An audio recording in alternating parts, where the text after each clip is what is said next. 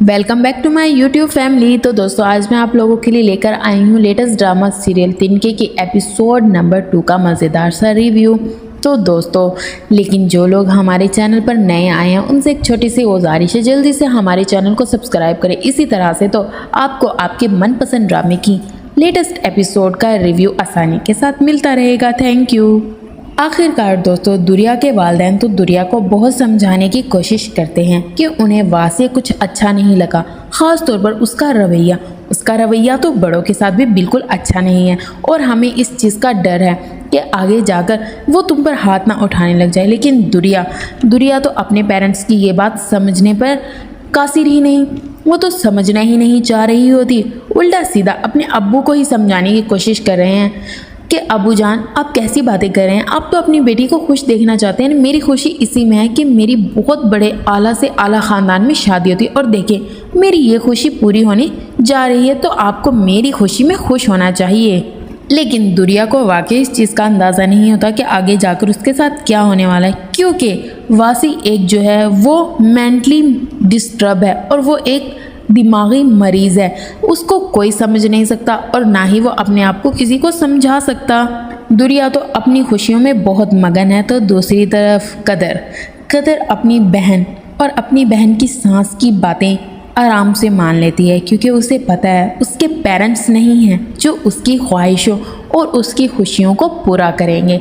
यहाँ तक कि वो दिल पर पत्थर रख के उसी लड़के से शादी करने के लिए तैयार हो जाती है, जिसे उसकी बहन और उसकी सास करने के लिए राज़ी होते हैं। यहाँ तक कि कदर की जो बड़ी बहन है वो अपने ससुराल वालों से कह रही होती है कि मैं अपनी बहन को ऐसे ही तो रुखसत नहीं कर सकती ना कुछ तो उसे देना ही होगा।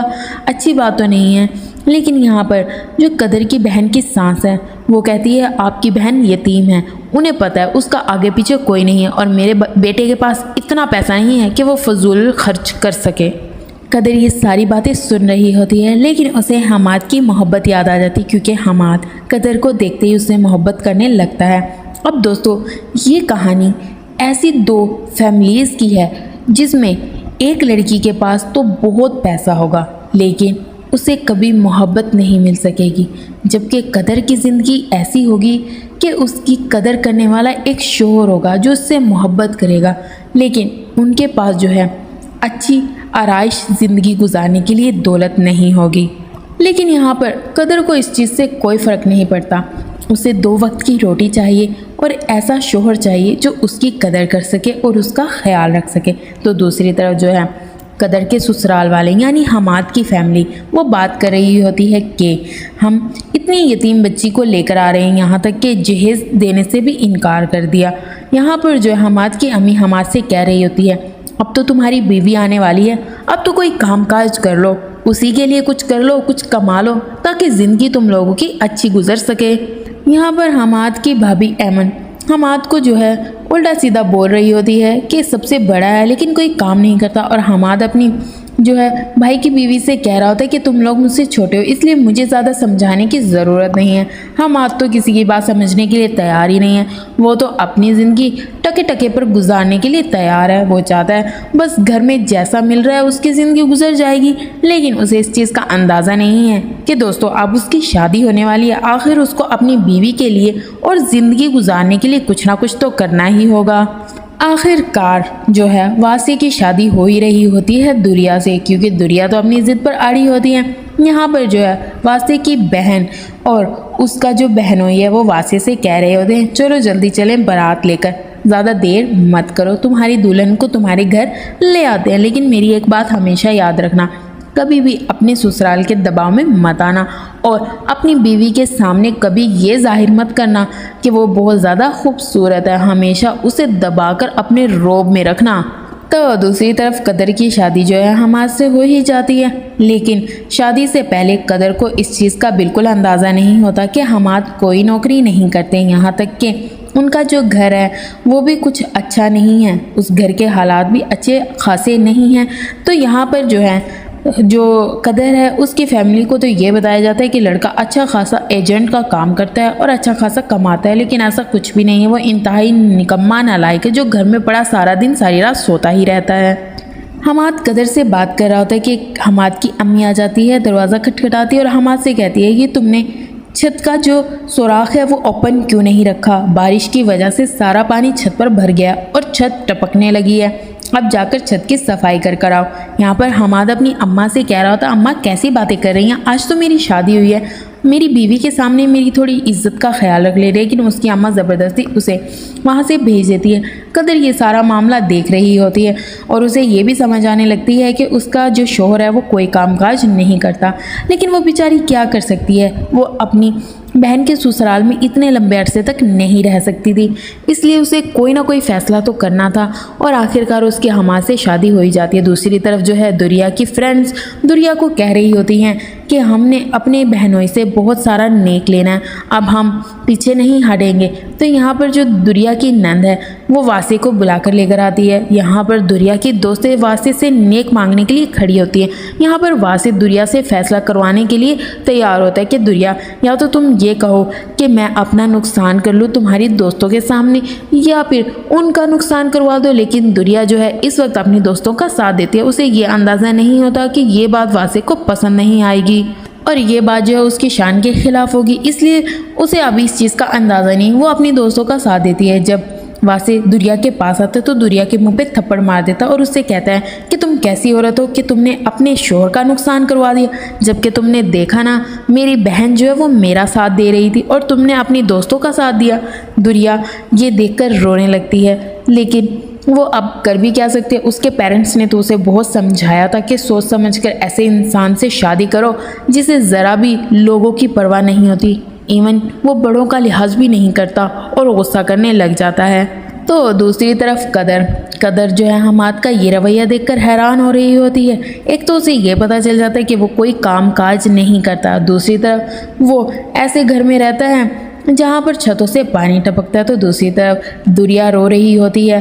अब वासे उसे माफ़ी मांगता है कान पकड़कर और उसे कहता है ठीक है, लेकिन तुम आइंदा मेरा साथ दिया करो, तुम्हारी खूबसूरती के लिए मैं सब कुछ माफ़ करता हूँ और तुम्हें भी माफ़ करता हूँ, लेकिन ऐसी गलती दोबारा कभी मत करना और अब मुझे माफ़ कर दो प्लीज़, ये बात हमारे दरमियान में ही रहनी चाहिए। ये कहकर जो है दुरिया का दिल पिघल जाता है और वो वासे को आखिरकार माफ़ कर ही देती है। लेकिन उसके दिमाग में अभी तक ये चीज़ें घूम रही होती है कि वासे ने इतनी सी बात पर मुझे थप्पड़ क्यों मारा। तो दूसरी तरफ हमाद के रूम की लाइट भी नहीं होती, यहाँ तक कि कदर उससे कह रही होती कि आप कोई जॉब क्यों नहीं करते। यहाँ पर हमाद जो है कदर से कह रहा होता कि मुझे जॉब करने की क्या ज़रूरत है, अब बाकी पेंशन आ जाती है, अच्छा खासा गुजारा हो रहा है, बस तुम आ गई हो, अब तो मेरा काम क्या करना, थोड़ा सा मुस्कुरा के ही दिखा दो। लेकिन कदर इतनी दुखी होती है, उसे कुछ समझ नहीं आ रहा होता। उसे अपने पेरेंट्स याद आ रहे होते हैं कि आज अगर उसके पेरेंट्स होते तो उसके साथ ये सब ना होता। तो दूसरी तरफ जो है दुरिया जो है बहुत परेशान होती है कि आज वासे ने उस पर हाथ उठाया तो कल उसे घर से बाहर भी निकाल सकता है। यहाँ पर जो है दुरिया की नंद उन्हें नाश्ते के लिए बुलाने आती है तो दुरिया अपनी नंद के गले लगकर बहुत रोती है। यहाँ पर जो है दुरिया का जो शोहर है यानी वासे अपनी बहन से कहता है कि मैंने गलती से उसके मुंह पर थप्पड़ मार दी जिसकी वजह से वो डर सी गई है। लेकिन यहाँ पर दुरिया की नंद दुरिया को समझाती है कि परेशान मत हो और रेडी होकर नाश्ता करो, तुम लोगों के लिए मैंने बहुत मज़ेदार सा नाश्ता बनवाया है। लेकिन यहाँ पर दुरिया तो अपने पेरेंट्स का इंतज़ार कर रही होती है, जबकि दुरिया की नंद उनके पेरेंट्स को मना कर देती है कि कोई ज़रूरत नहीं है कि वो नाश्ता लेकर आएँ, हमारे घर में सब कुछ मौजूद है। लेकिन दुरिया को ये बात अच्छी नहीं लगती। वो वासे के सामने ही अपनी नंद से कहती है कि ये तो एक रस्म होती है ना कि लड़की के पेरेंट्स उसके लिए सुबह सुबह नाश्ता लेकर आते हैं। लेकिन यहाँ पर वासे की बहन कहती है ऐसी रस्मों को हम नहीं मानते। तो दूसरी तरफ कदर सुबह का टाइम वो हमाद को उठा रही होती है। सारा दिन हमाद सोता रहता है और वो भी रूम में होते हैं। यहाँ तक कि कदर की सांस आती है और वो ये कहने लग जाती है मैंने तो तुम्हारी शादी इसलिए अपने बेटे से की थी कि तुम मेरे बेटे को सुबह सुबह उठा सको और इसे कोई किसी कामकाज पर लगा सको, लेकिन तुम तो खुद उसके साथ सोई हुई हो आराम से, तुम्हें वक्त का पता है। लेकिन यहाँ पर जो कदर है वो अपनी सास से कहती है अम्मी जान मैं तो सुबह ही उठ गई थी, लेकिन हमारी सो रहे हैं इसलिए मैं रूम से बाहर नहीं आई। यहाँ पर कदर की सास कदर से कहती है जाकर किचन में मेरे लिए, अपने लिए और अपने शोहर के लिए चाय बनाओ, अमन तो सो रही है और वो जल्दी उठकर नाश्ता नहीं बनाएगी। तो दूसरी तरफ कदर की बहन अपने शोहर से कह रही होती कि हमें नाश्ता लेकर जाना चाहिए था, लेकिन वो नहीं मान रहे होते। आखिरकार कदर के सगे माँ बाप तो नहीं हैं। तो दूसरी तरफ दुरिया के पेरेंट्स भी नाश्ता लेकर आ रहे होते हैं कि यहाँ पर जो दुरिया की नंद है वो उनको मना कर देती है कि इसकी कोई ज़रूरत नहीं है। तो दूसरी तरफ कदर की सास उसे किचन में लेकर आती है। किचन की इतनी बुरी हालत देखकर कदर तो हैरान हो जाती है और कहती है किसी चीज़ की कोई जगह ही नहीं है। लेकिन उसकी सास उसे कह रही होती कि अब तुम आ गई हो ना, अब तुमने ही सब कुछ संभालना है।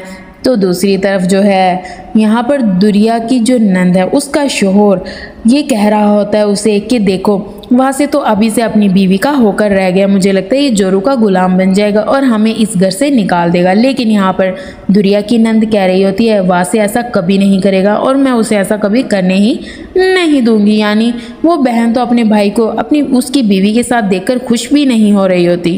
तो दूसरी तरफ जो है कदर अपनी सास और अपने शोहर के लिए चाय बनाकर लेकर आती है। लेकिन सुबह सुबह उसे ये ताना सुनने को मिल जाता है कि वो एक यतीम है, यहाँ तक कि उसके ससुराल वालों ने जहेज भी नहीं दिया और अब नाश्ता भी नहीं लेकर आते। तो यहाँ पर जो है हमाद की माँ हमाद से कहती है जाकर बाहर से नाश्ता लेकर आओ और तुम्हारी बीवी ही सब कुछ बनाई। अब हमाद अपनी माँ से इतनी इंसल्ट सिर्फ इसीलिए करवाते क्योंकि वो कोई कामकाज नहीं करता। अब उसे घर वालों की बातें तो सुननी ही है, लेकिन कदर तो ये सब कुछ देख देख कर बहुत परेशान हो रही होती है। तो दोस्तों उम्मीद करती हूँ कि तिनके की इस एपिसोड का रिव्यू आप लोगों को अच्छा लगा होगा। नेक्स्ट एपिसोड के लिए हमें सब्सक्राइब करना मत भूलना और आप लोगों के प्यार का बहुत शुक्रिया।